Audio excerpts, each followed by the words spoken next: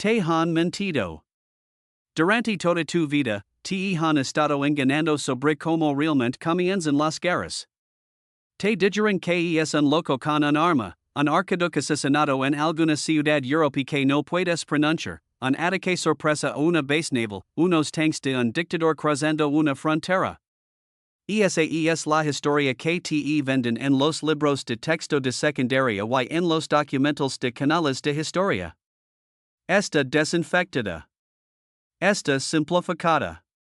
Y esta completamente diseñada para evitar que veas el verdadero patrón. Porque si comprenderas cómo comienzan realmente las guerras, verías que estamos en una. La historia financiera, la historia que no te enseñan porque es demasiado peligrosa, cuenta una historia completamente diferente.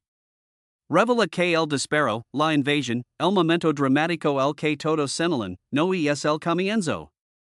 Es el final.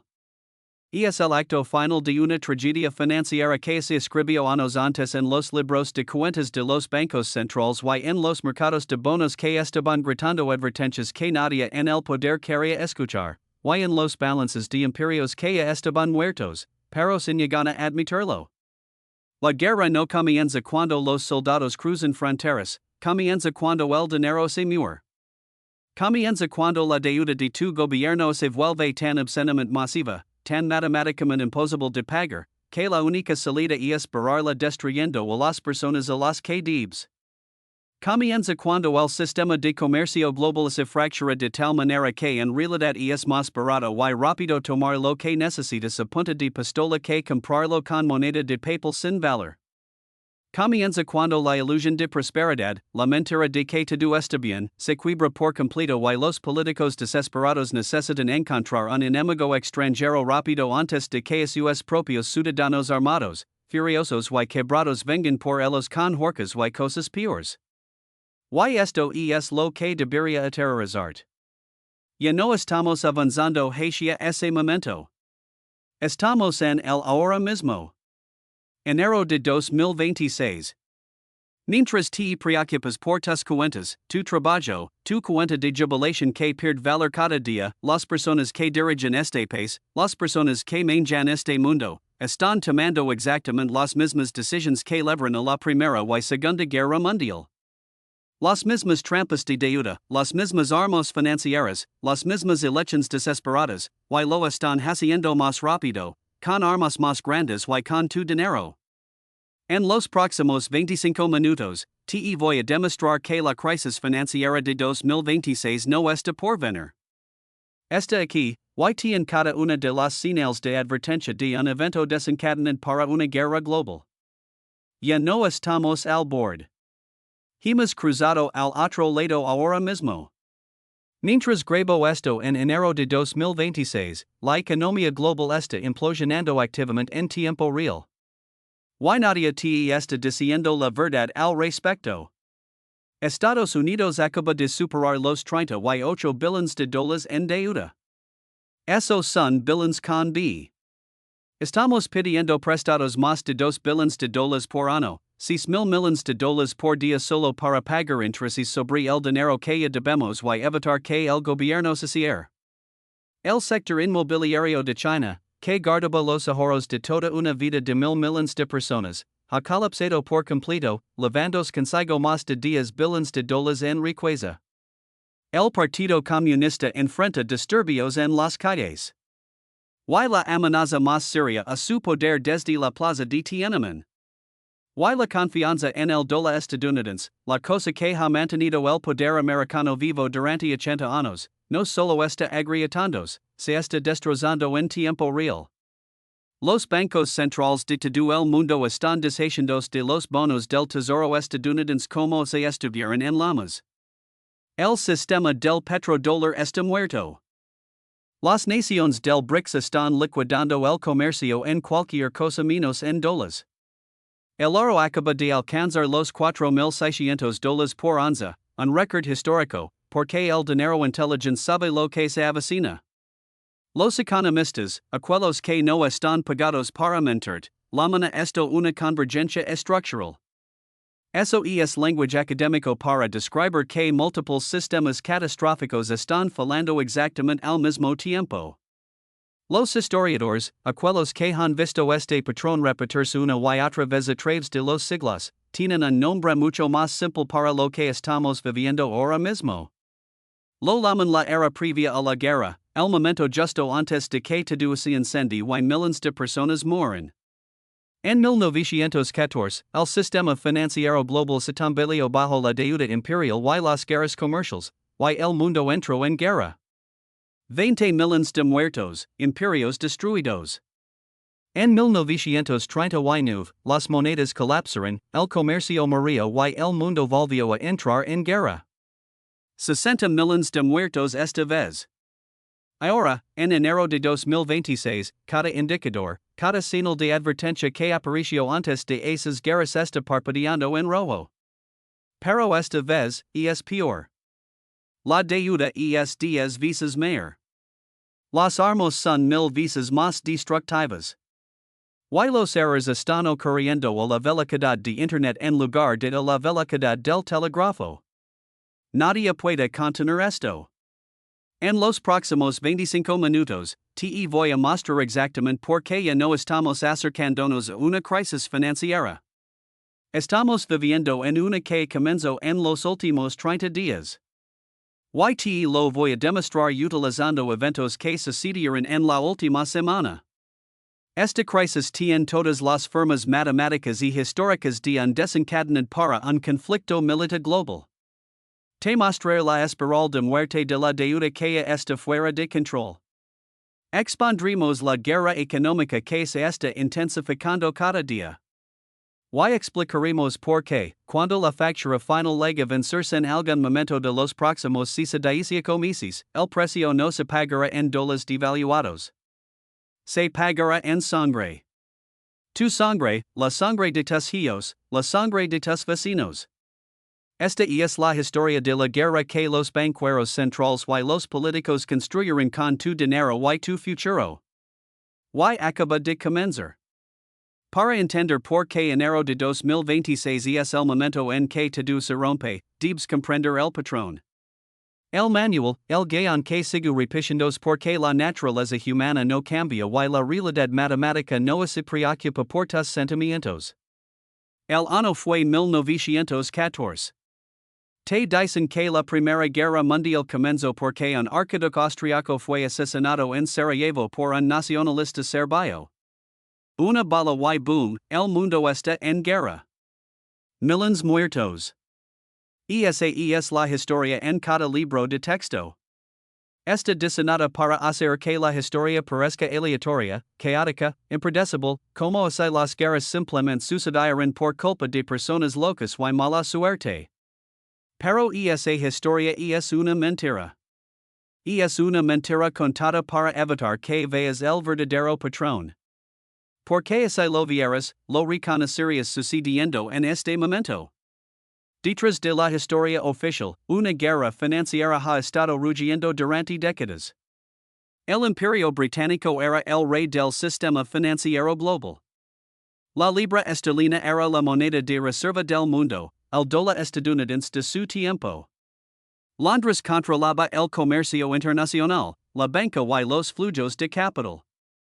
Si querías hacer negocios en cualquier parte del mundo, tenías que hacerlo a través de Londres.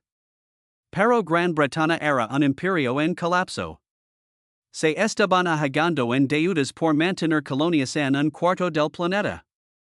Su dominio industrial estaba siendo sistemáticamente aplastado por una potencia en ascenso que contaba con mejor tecnología, mejores fábricas y una población más joven y hambrienta, Alemania. Alemania era la China de 1914. Tenían una manufactura superior. Contaban con mejor tecnología. Eran más eficientes. Pero estaban excluidos del sistema financiero global, que estaba completamente controlado por Londres y sus aliados. Los británicos usaron su poder financiero como un arma. Restringieron el crédito a las empresas alemanas. Controlaron el suministro de oro. Usaron sus monopolios coloniales para controlar las materias primas que las fábricas alemanas necesitaban desesperadamente para sobrevivir. Construyeron una jola financiera alrededor de Alemania y cerraron cada puerta. Esto creó una olla a presión que solo podía terminar de una manera. Los líderes alemanes miraron su situación y hicieron los cálculos. No podían crecer económicamente. No podían alimentar a su pueblo. No podían asegurar los recursos que necesitaban dentro del sistema financiero controlado por los británicos. Cada camino pacífico hacia la prosperidad estaba bloqueado. Se enfrentaron a una elección simple. Aceptar una estrangulación económica permanente. Aceptar ser una potencia secundaria para siempre. O romper el sistema por completo a través de la fuerza militar. Cuando los canales financieros se cerraron, cuando cada opción pacífica se desvaneció, la opción militar se volvió inevitable. El asesinato en Sarajevo no causó la Primera Guerra Mundial. Fue la excusa que todos estaban esperando para iniciar una guerra que la desesperación económica y la guerra financiera ya habían hecho inevitable. Y aquí está la parte que realmente no quieren que sepas. Los banqueros lo impidieron. Los bancos en Londres, Paris y Nueva York habían prestado cantidades absolutamente masivas de dinero a los gobiernos europeos en la década anterior a 1914. Estos préstamos crearon obligations y alianzas que forzaron a los países a entrar en la guerra. Los bancos franceses habían prestado miles de millones a Rusia. Si Rusia perdía o colapsaba, los bancos franceses se irían a la quiebra. Los bancos alemanes habían invertido fuertemente en Austria-Hungría. Los bancos británicos controlaban las finanzas de la mitad del mundo. Cuando comenzó la guerra, estos bancos no podían permitir que su lado perdiera porque perder significaba que sus préstamos nunca serían reembolsados. Necesitaban que la guerra continuara. La financiaron. Se beneficiaron de ella. El sistema financiero creó las condiciones para la guerra. Y luego atrapó a todos en una lucha a muerte. La lección de 1914 es cristalina y absolutamente aterradora. Cuando una potencia económica establecida utiliza armas financieras para estrangular a una potencia en ascenso, la potencia en ascenso eventualmente calcula que la guerra es su única opción de supervivencia. Preferirían luchar y quizás morir que asfixiarse lentamente. Ahora, avanza rápidamente hasta hoy, hasta ahora mismo, enero de 2026. Sustituye Gran Bretaña por los Estados Unidos. Sustituye Alemania por China. Sustituye el patrón oro por el sistema del dólar estadounidense. Sustituye las rutas comerciales coloniales por las cadenas de suministro de semiconductores y minerales raros. Sustituye el asesinato en Sarajevo por cualquier incidente que esté a punto de suceder en el estrecho de Taiwán. Todo lo demás es idéntico.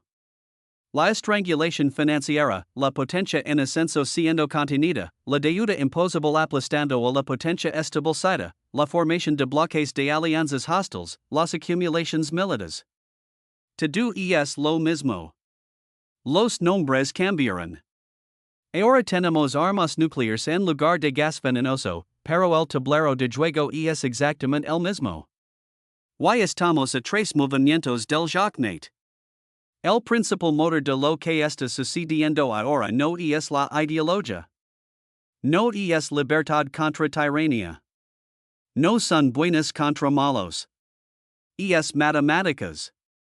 Fría, brutal, innegable aritmética que no se preocupa por tu política o tus esperanzas. Estamos viviendo en la mayor burbuja de deuda en la historia de la humanidad. Y no es una burbuja. Está estalando ahora mismo. La deuda global acaba de superar los 320 billones de dólares a finales de 2025. Eso es más del 340% del PIB global. Lilo de nuevo. El mundo colectivamente debe más de 3 veces y media todo lo que produce en un año. Cada bien, cada servicio, cada bit de producción económica en el planeta Tierra, súmalo todo, y luego multiplicalo por 3.4. Esa es la deuda. En un ciclo normal, la deuda se limpia mediante una recesión. Las malas empresas quiebran. Las deudas se cancelan. Aceptas el dolor y luego reconstruís. Es duro, pero funciona. Eso es el capitalismo. Pero no estamos en un ciclo normal. Estamos en lo que los economistas llaman el superciclo de la deuda soberana, y acabamos de entrar en la fase terminal. Esto es diferente porque los gobiernos, no las empresas, son los mayores deudores. Y los gobiernos no quiebran como lo hacen las empresas. El gobierno federal de los Estados Unidos debe oficialmente 38 billones de dólares a partir de este mes. Pero eso es solo lo que admiten. No incluye la seguridad social, Medicare, las pensiones gubernamentales, todas las promesas que han hecho y que nunca podrán cumplir. Si sumas esos pasivos no financiados, la cifra real supera los 200 billones. La deuda del gobierno de Japón es el 270% de su PIB, la más alta en tiempos de paz en la historia. Italia debe el 145% de su PIB. Francia está en el 125%. Incluso Alemania, la responsable, está cerca del 75% y aumentando rápidamente. Aquí está la trampa. Los gobiernos no pueden quebrar como una empresa. Y cuando no pueden pagar, tienen tres options, solo tres. Option 1, austeridad, cortar todo. Recortar pensiones, reducir la atención médica, aumentar impuestos a todos. Esto desencadena disturbios y revoluciones. Ningún político sobrevive ello. Mira lo que pasó en Grecia. Intentaron la austeridad y el país casi se incendia. Lo que sucedió fue que habían 10 millones de personas. Imagina intentarlo en Estados Unidos con 335 millones de personas y 400 millones de armas. Es un suicidio. No va a ocurrir. La segunda opción es incumplir. Simplemente, negarse a pagar. Esto haría colapsar todo el sistema bancario global de la noche a la mañana porque cada banco, cada pensión, cada compañía de seguros tiene bonos gubernamentales como activos seguros. Si los gobiernos incumplen, cada institución financiera en la tierra quiebra simultáneamente. El comercio se detiene. El crédito se congela. Haría que 2008 parezca un juego de niños. Para Estados Unidos, incumplir significa perder el estatus de moneda de reserva. El dólar se desploma. No podemos importar nada. Nuestro nivel de vida se esfuma. Así que eso tampoco va a asustar. Lo que nos deja la tercera opción, inflación y guerra. Y permití mostrar, con eventos de los últimos 30 días, porque esto es exactamente lo que está ocurriendo en este momento. La historia demuestra que esta siempre es la elección. Siempre. ¿Por qué? Porque la guerra justifica todo. La guerra te permite imprimir dinero sin límites. No estás destruyendo la moneda. Estás financiando la defensa nacional. La guerra permite al gobierno tomar el control total. No es tiranía. Son poderes de emergencia. La guerra justifica el racionamiento, el control de precios, la censura, la vigilancia, todas las herramientas que necesitas para gestionar un colapso financiero. Y aquí está la clave. La guerra te permite borrar deudas que se deben al enemigo. Estados Unidos debe a China un billón 100 mil millones de dólares en bonos del tesoro. Si estamos en guerra con China, esa deuda se congela o se cancela. Acabamos de borrar más de un billón de dólares en obligations sin incumplir técnicamente. Es el botón de reinicio definitivo. Esto no es teoría. Esto es exactamente lo que ocurrió en la Primera y Segunda Guerra Mundial. Las deudas entre enemigos fueron baratas. Y en este momento, una enorme per de deuda está majorando. No es que se deba más tarde, se debe ahora. Billones de dólares tomados prestados el 0% en 2020 y 2021 tienen que ser refinanciados el 5% o 6%. Las cuentas no cuadran. Las empresas y los gobiernos incumplirán. El sistema se está rompiendo ahora mismo. Y cuando los líderes enfrentan un colapso con poblaciones enojadas exigiendo respuestas, la historia muestra que siempre encuentran un enemigo extranjero al que culpar y atacar. El conflicto ya no es teórico. No se está acercando. Está aquí. Está sucediendo ahora mismo. Simplemente no se está luchando con bombas todavía. Se está luchando en enero de 2026 con ventas de bonos, sanciones, aranceles y la utilización del dinero como arma. Permití mostrar lo que sucedió en solo los últimos 30 días. Eso prueba que hemos cruzado al conflicto activo. En diciembre de 2025, China vendió 15,000 millones de dólares en bonos del Tesoro de Estados Unidos, reduciendo sus tenencias a 680,000 millones de dólares, el nivel más bajo desde 2008. No están reduciendo lentamente, están yendo hacia las salidas. En enero de 2026, en las primeras 3 semanas, Japón vendió 8,000 millones de dólares. Arabia Saudita vendió 4,000 millones de dólares. Europa redujo sus tenencias.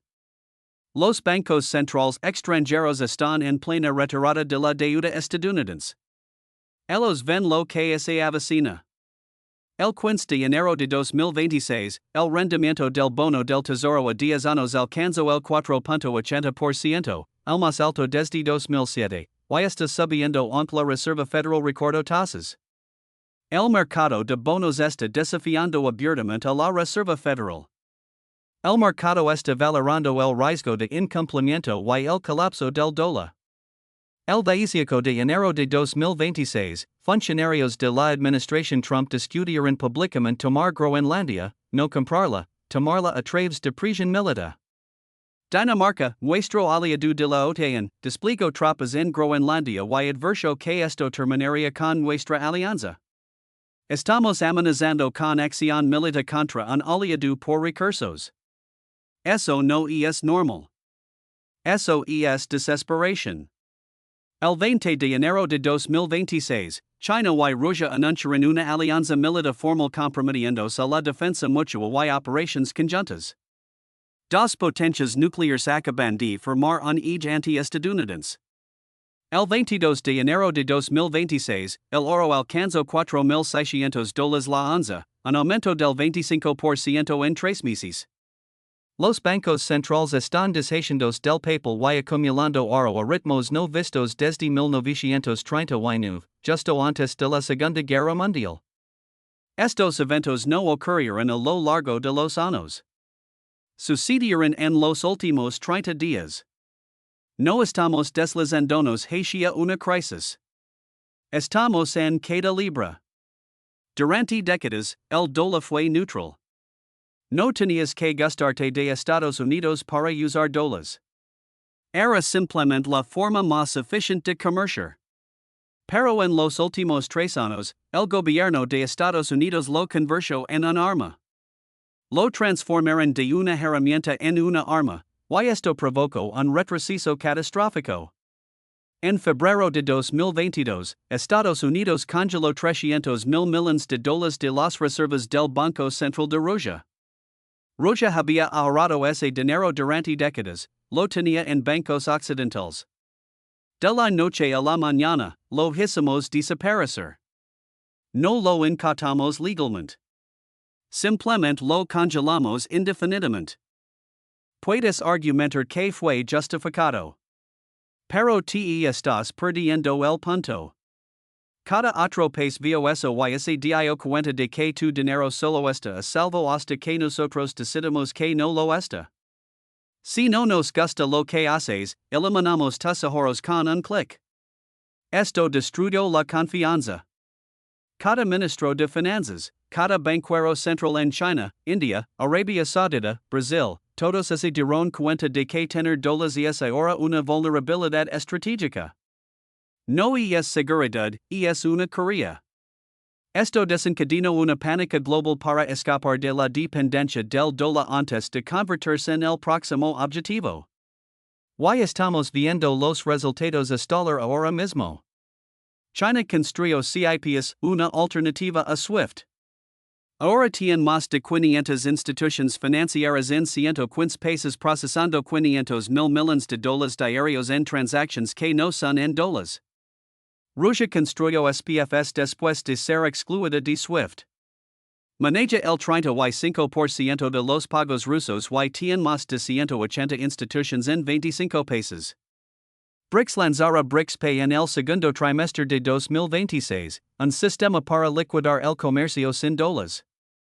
Arabia Saudita, nuestro aliado más importante en el Medio Oriente durante 80 años, ahora acepta yuanes chinos por petróleo. El petrodólar está muerto. Los bancos centrales comprarán más de 100 toneladas de oro en 2025, 3 años seguidos de compras récord. Están construyendo un sistema a prueba de sanciones. Se están preparando para la guerra.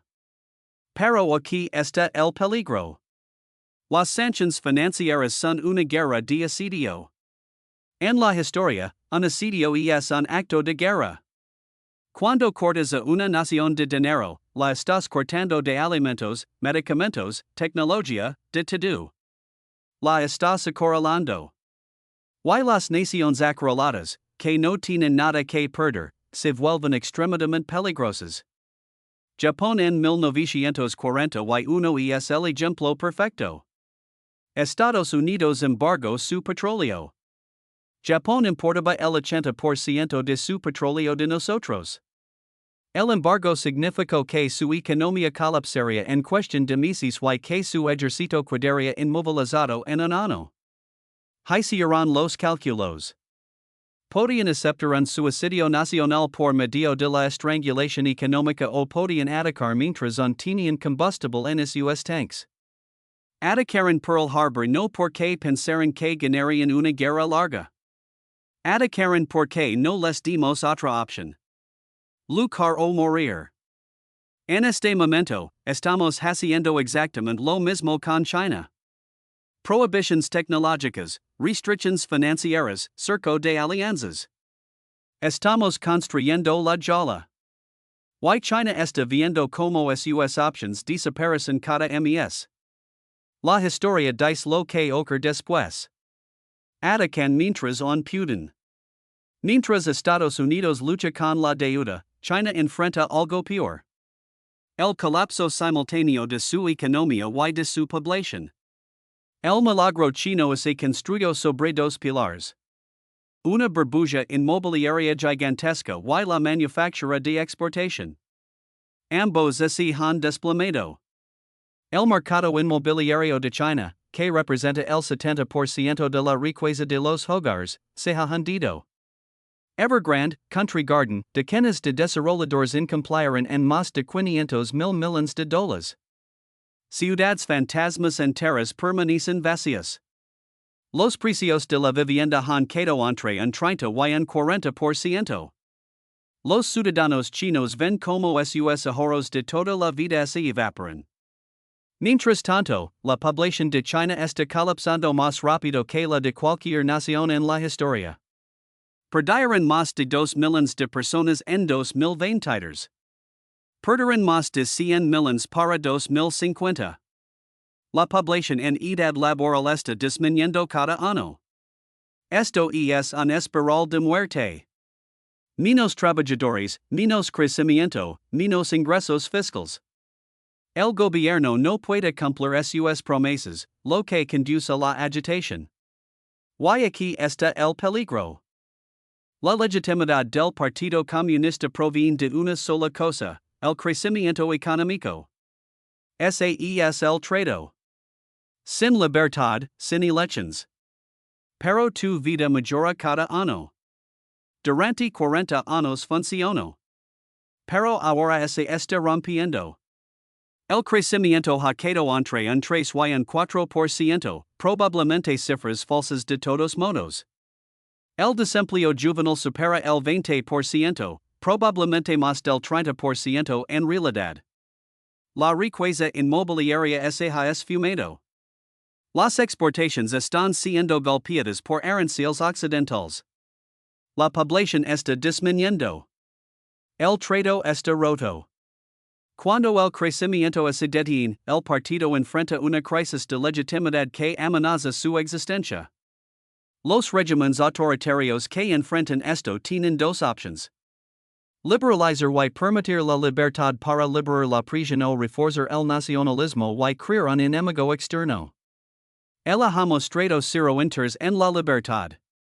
El ha consolidado el poder y ha intensificado el mensaje nacionalista sobre el destino de China y la contención occidental. Tomar Taiwán se convierte en algo más que una ambición territorial.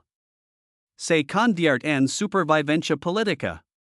Unifica a una nación fracturada. Toma el control de la producción mundial de semiconductors.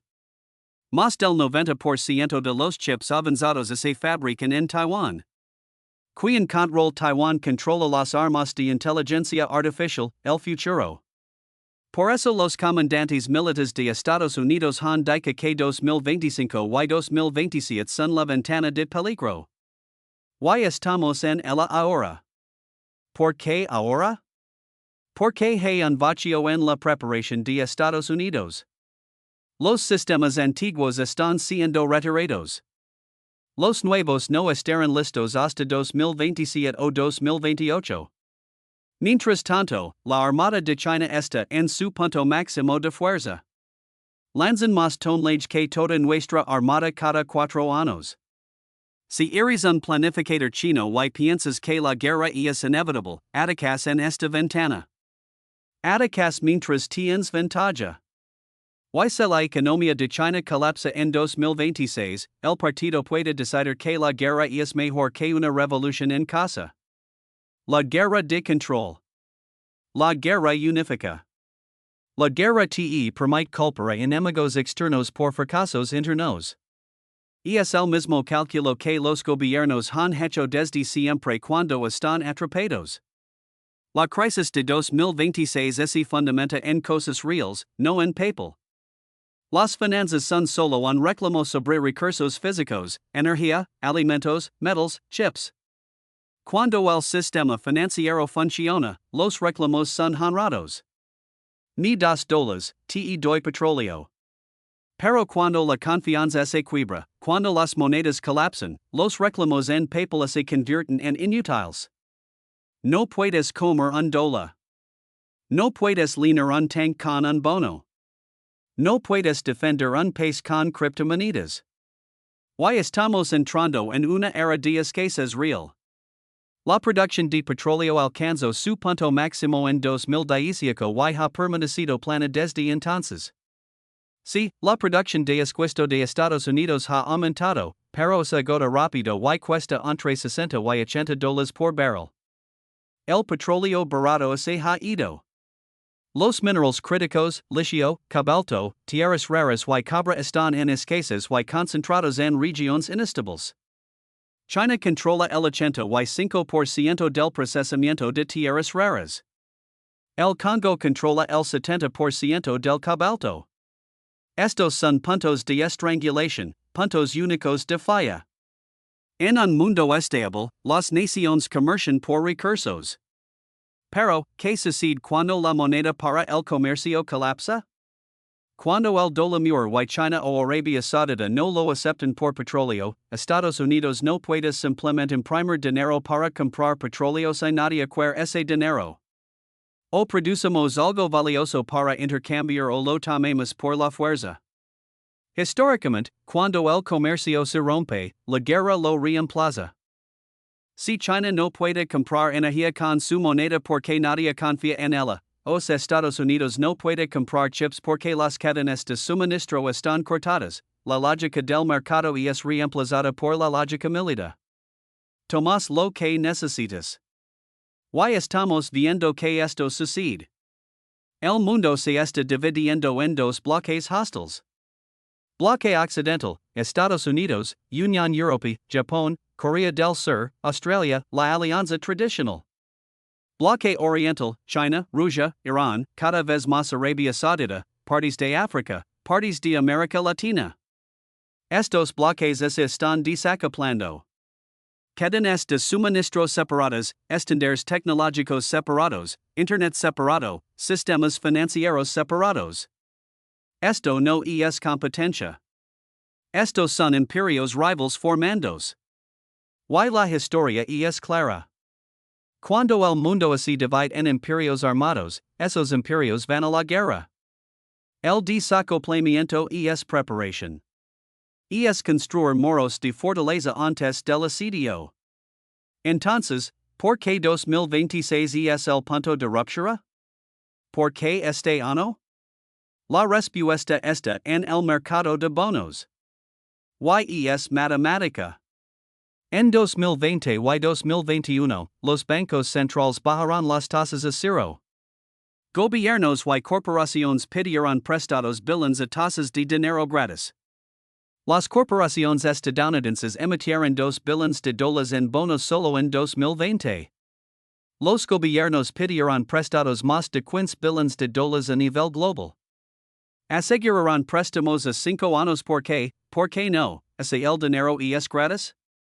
Ahora has los cálculos. 2021 más 5 años es igual a 2026, es decir, este año. En 2026, una enorme pérdida de deuda vence. Tiene que ser refinanciada, pero no al 0%. Al 5 o 6% o más. Los pagos de intereses se triplican o cuadruplican de la noche a la mañana. Lo que se avecina es la pérdida de la madurez. La estamos sintiendo ahora en el primer y segundo trimestre del año 2026. Miles de empresas zombies que solo han sobrevivido gracias a deudas baratas se declararon en quiebra. No pueden afrontar tasas del 6%. Sus modelos de negocio no funcionan. Fracasan. Esto desencadena una cascada. Las empresas quiebran. Los bancos sufren pérdidas. Si suficientes bancos sufren pérdidas, el sistema se vuelve inestable. Marzo de 2023 fue un adelanto. Silicon Valley Bank, Signature, First Republic. 3 bancos fracasaron en 2 semanas. Eso fue una advertencia. En el año 2026, con la pérdida golpeando con toda su fuerza, la tensión será exponencialmente peor. Cuando los bancos fracasan, los bancos centrales enfrentan una elección imposible. Dejar que todo colapse en una depresión o imprimir billones para rescatar a todos. La historia dice que siempre imprimen. Pero imprimir billones en el año 2026 en un mundo fragmentado, con bloques rivals y bancos centrales extranjeros deshaciéndose de dólares, no salvará el sistema. Acelerará el colapso de la moneda. El dólar morirá en los mercados internacionales mientras los tenedores restantes huyen desfavoridos. Y cuando la moneda de reserva muere, Estados Unidos pierde su capacidad para mantener el poder financiero. No podemos comprar aliados. No podemos importar con dinero impreso. Tenemos que usar la fuerza para obtener lo que necesitamos. La crisis financiera se convierte en el detonante de una escalada militar. Hay un factor más, el más oscuro. La política interna en Estados Unidos, Europa, China. El tejido social se está desgastando. En América, la desigualdad de riqueza es peor que en 1928, justo antes de la Gran Depresión. La clase media está siendo destruida por la inflación y los salarios estancados. La confianza en el gobierno, los medios de comunicación y las instituciones está en niveles históricamente bajos. La división política es extrema. La mitad del país ve a la otra mitad como enemigos, no como ciudadanos. Cuando la economía colapsa en el año 2026, cuando el desempleo se dispara al 8%, 10%, 12%, cuando las acciones caigan en 40, 50%, cuando las pensiones se recortan, cuando los ahorros se evaporan, la rabia será incontrolable. La gente exigirá justicia. Para la elite, para los políticos, esto es aterrador. ¿Cómo controlas a una población armada y furiosa lista para quemarlo todo? Les das un enemigo externo. Rediriges la rabia hacia afuera. La guerra es la herramienta de control definitiva. Silencia la disidencia como traición. Permite que el gobierno asuma un control total en situaciones de emergencia.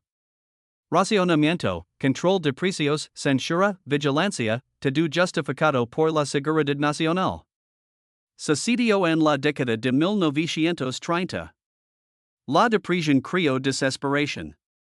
Los líderes canalizaron eso hacia el nacionalismo y la guerra.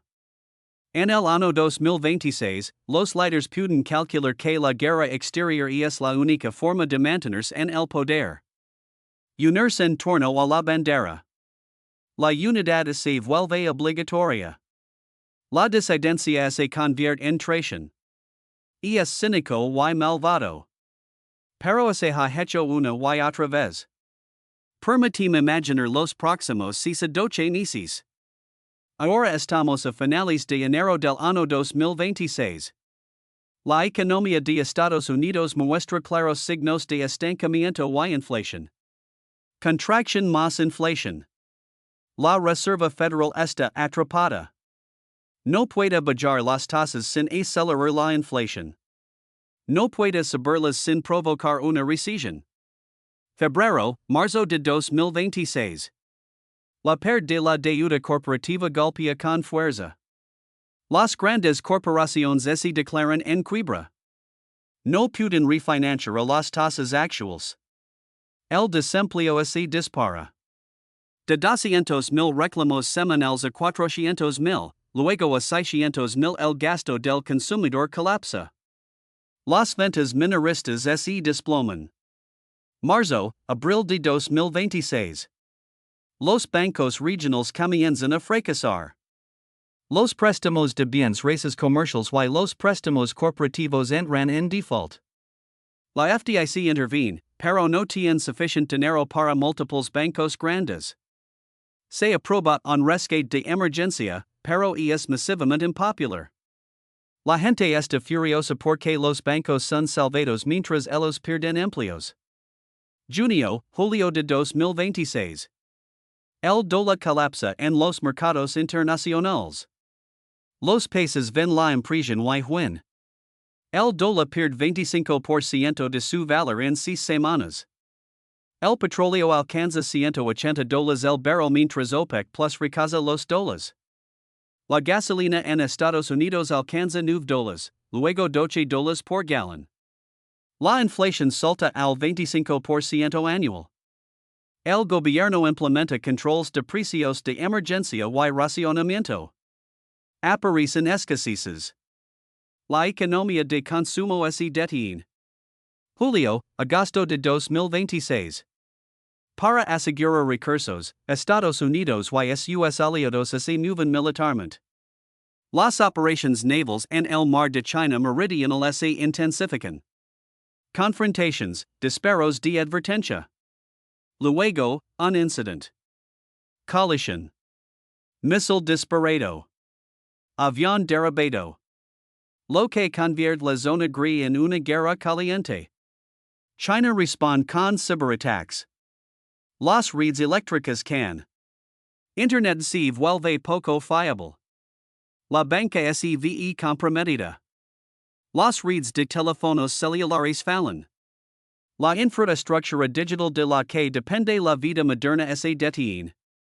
Los cajeros automáticos no funcionan. Las tarjetas no procesan. Los pagos fallan.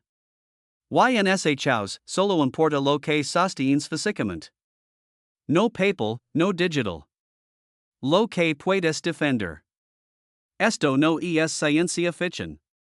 Es una progresión lógica de las tendencias actuales. Cada paso tiene un precedente histórico. Lo hemos visto antes. 1914, 1939. El patrón se repite porque las matemáticas y la naturaleza humana no cambian. Entonces, ¿qué haces? Las reglas del dinero, la propiedad, la seguridad cambiaron. En tiempos de guerra o crisis, los activos en papel se vuelven vulnerables. Acciones, bonos, efectivo, cuentas de jubilación. Estas son reclamaciones digitales sobre un sistema. Si el sistema se quiebra, las reclamaciones se vuelven inútiles. Pueden ser congeladas por orden del gobierno, inflacionadas hasta nada, grabadas hasta el infinito. Lo hemos visto en Alemania en 1920, el efectivo se volvió inútil y la hiperinflación fue devastadora. Estados Unidos en 1933, el oro fue confiscado. Europa está en llamas. Cuentas congeladas, monedas reemplazadas, la riqueza en papel desapareció. Los activos que sobrevivieron son reales, físicos. El oro que poses, no fondos cotizados en bolsa. La tierra que produce alimentos. Negocios que producen lo esencial. Habilidades valiosas independientemente de la moneda. Redes comunitarias basadas en la confianza. La preparación es financiera, mental y física. Comprender que los 80 años de paz desde 1945 son la anomalía, no la norma. La paz se está acabando. El ciclo de la deuda está girando. Esta crisis es diferente. El sistema mismo se está rompiendo. Demasiada deuda para salvar. Demasiada inflación para contener. Demasiados poderes en conflicto. Reduce la dependencia del sistema financiero. Elimina deudas. Acumula activos tangibles, suministros, habilidades, redes. No estás paranoico. Estás leyendo señales que aparecen antes de cada colapso. El año 2026 ha llegado. Estamos en ello. Las fuerzas no se están aproximando. Están activas. La deuda de 320 billones de dólares es real y está rompiéndose. La confrontación entre Estados Unidos y China es real y se intensifica a diario. Los patrones históricos son reales y se repiten con precisión. Estamos caminando por el camino hacia 1914 y 1939. Los banqueros centrales construyeron una torre de deuda. Los políticos armaron las finanzas. Los planificadores militares están posicionándose. La desesperación económica crea condiciones para que los líderes elijan la guerra en lugar del colapso. No podemos detener el ciclo. Los imperios surgen, se sobreextienden, acumulan deudas, enfrentan desafíos, entran en pánico, luchan. Es el ritmo de la historia. Pero podemos elegir no ser víctimas ciegas. Podemos ver las advertencias, prepararnos, proteger lo que hemos construido. Porque cuando las monedas colapsan y los imperios caen, solo la riqueza que puede sostener y defender sobrevive. La crisis financiera de 2026 no se avecina. Está aquí. Comenzó en enero. Badu en cada patrón, esta crisis desencadena algo mucho peor. El mundo desde 1945 está llegando a su fin. Lo que lo reemplazará se está decidiendo ahora en Washington, Pekín, Bruselas y Moscú. Observa los próximos 90 días. Observa los mercados de bonos, los movimientos militares, los mercados de divisas, los precios del oro. Estos indicadores te dicen todo. Si esto ha cambiado tu perspectiva sobre los próximos meses, suscríbete y activa las notificaciones. El próximo video cubrirá estrategias de preparación, activos que sobreviven al colapso, el manual para navegar la transición. Lo necesitas. Mantente alerta. Mantente preparado. Entiende, no estamos viendo avances.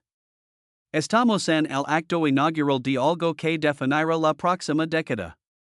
La historia aún no está escrita, pero los primeros capítulos se están imprimiendo ahora en enero de 2026.